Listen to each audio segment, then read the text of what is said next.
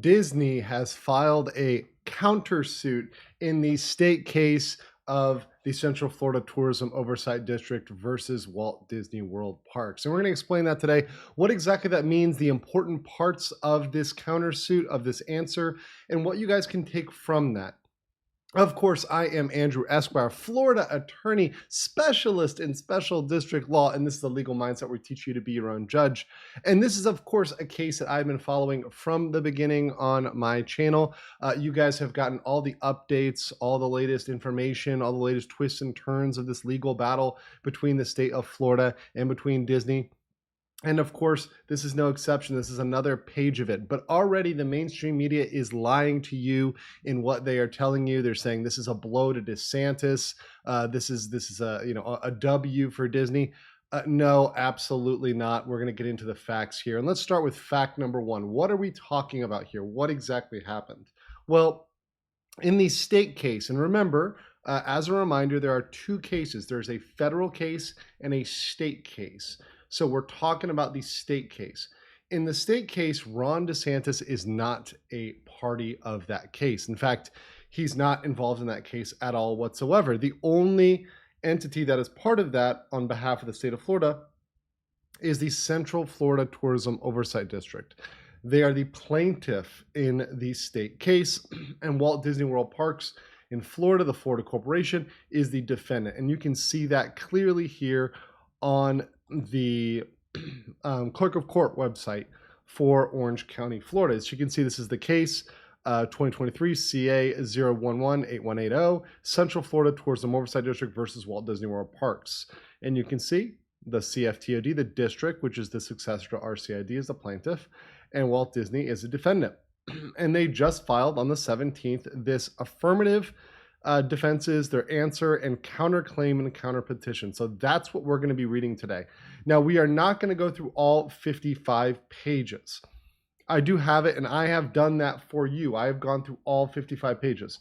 However, this is multiple things. And in Florida, as part of our Florida procedure, you can combine filings. A filing can be both an answer and a counterclaim. So those can be filed as one answer. So this is procedurally correct. It's procedurally sufficient. But because of that, there's a lot of things going on in here. Now, an answer is an answer to the plaintiff's complaint.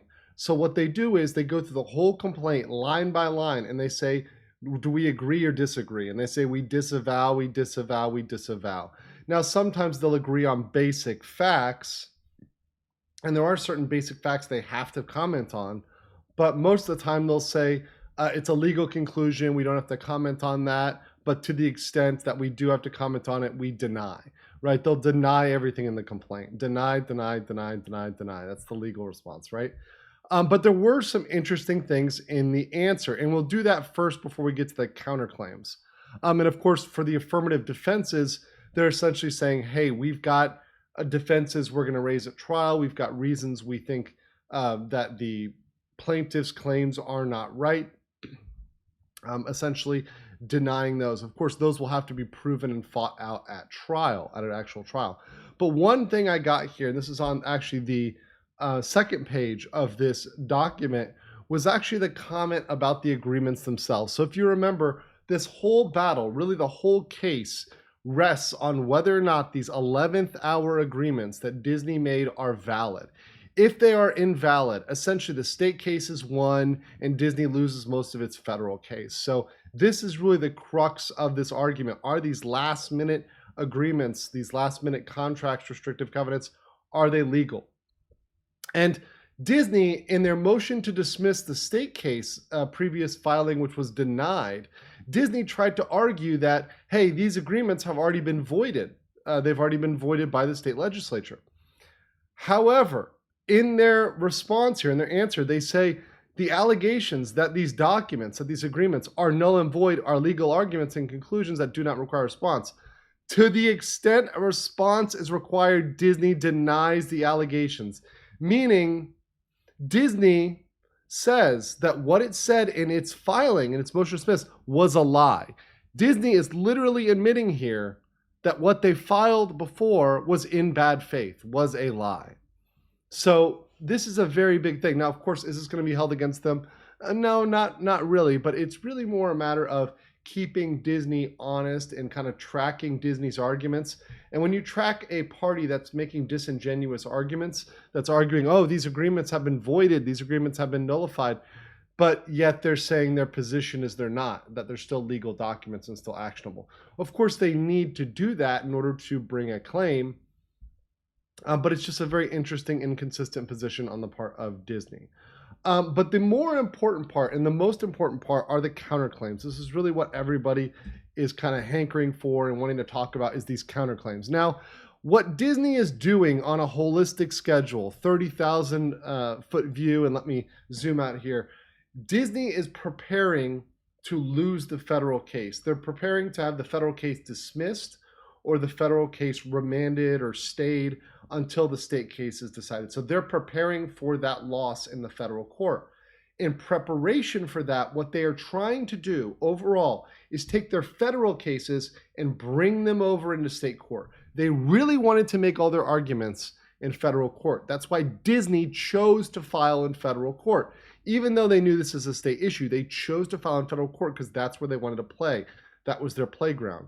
But now that that's going to fail, and that is going to fail, they're looking at this case and they're saying, okay, we've got to take everything we alleged in the federal case and allege it here.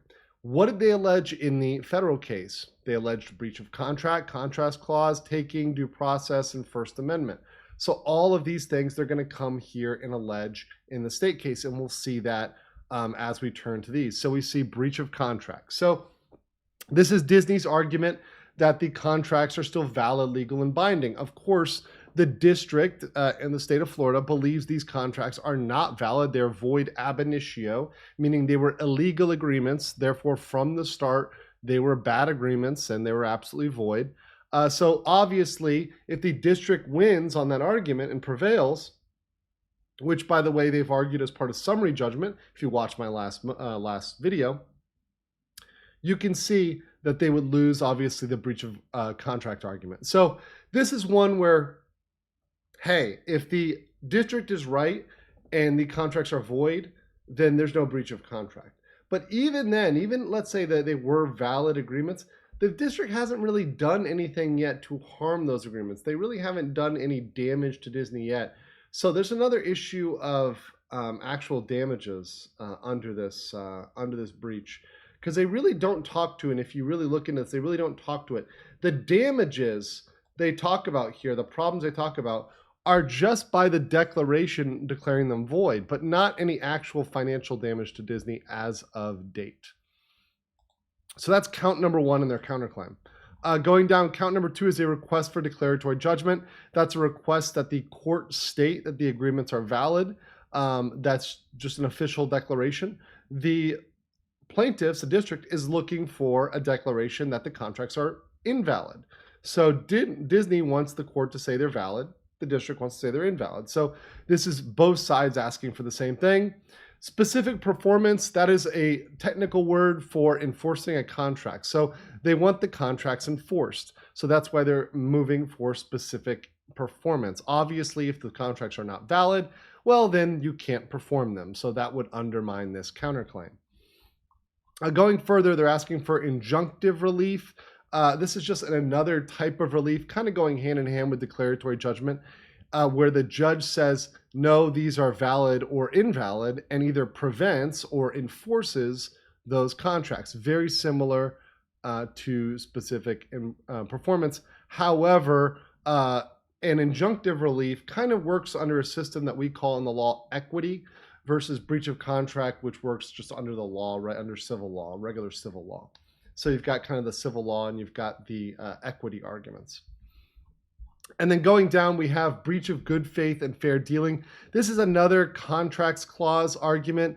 Once again, if the contracts themselves are repudiated, that's going to knock that out. And it's a very generic argument. It's not very tailored. It's very non-specific. In these, you see very light. This language here is very light. Like Florida has an implied covenant that parties will perform in good faith. That's true of all contracts. There's not a lot of specifics in here that show they have been they would have breached that duty. That being said, once again, once they're invalidated, if they're declared invalid, then that wipes those contracts out. And of course, the simple act of going to a court to ask whether something is valid is not a breach of duty. You are allowed to go to a court to interpret a contract or repudiate a contract or modify a contract if the other party refuses to do it under the terms of that contract. So just going to the court alone is not enough for that. But my bigger thing is, for all these contractual claims, is if these contracts are invalid, none of these contractual arguments really matter. Then they argue the contracts clause under the Florida Constitution. Now, in their federal case, they argued the federal contracts clause argument. So they're trying to do it under the Florida contracts clause, because most states, Florida included, they have the federal level law incorporated at a state level. So they take the federal laws and incorporate it in the state constitution. Florida is no exception. So they're making the same federal argument now in state court. Why are they doing it now? They're doing it now because they wanted to win in federal court. They wanted the biased federal court. They're seeing they're going to lose at the federal level. They're reading the tea leaves and they're putting it here so they can preserve their arguments.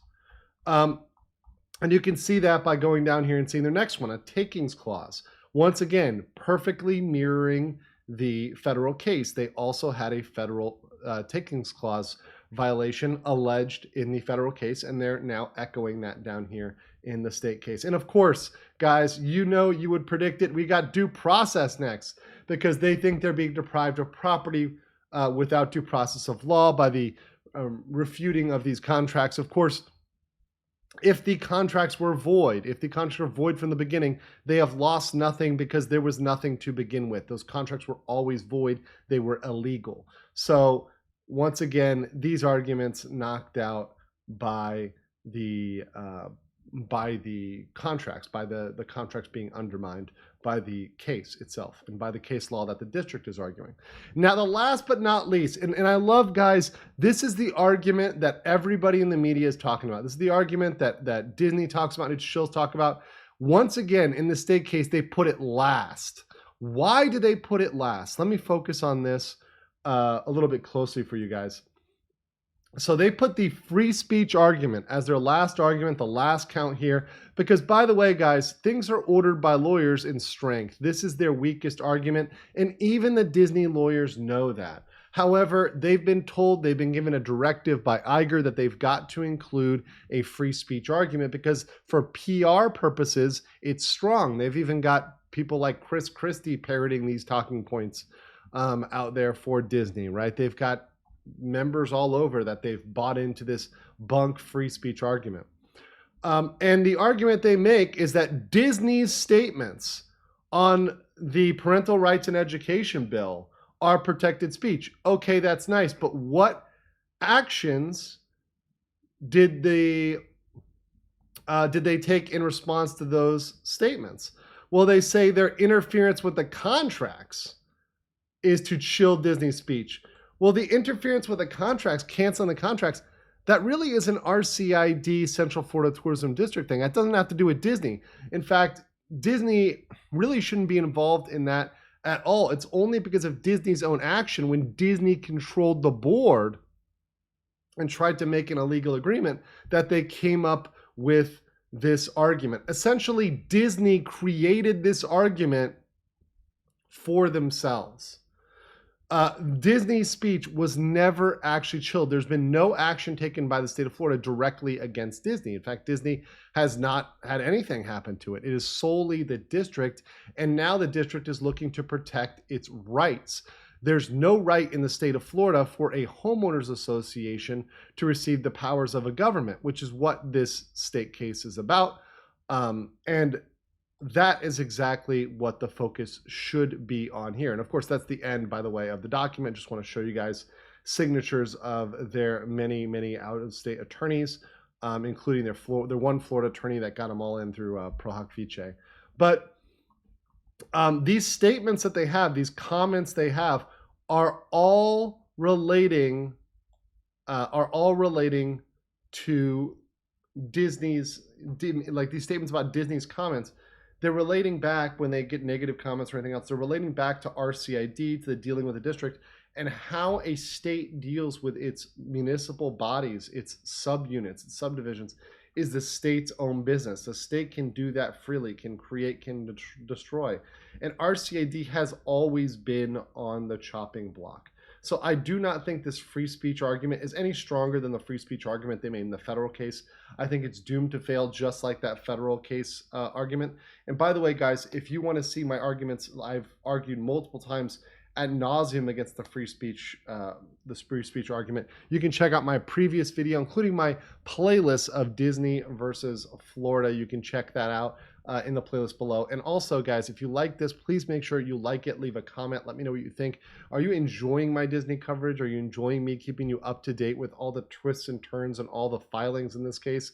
Let me know in the comments below. Thank you so much for joining me, and I will catch you all later.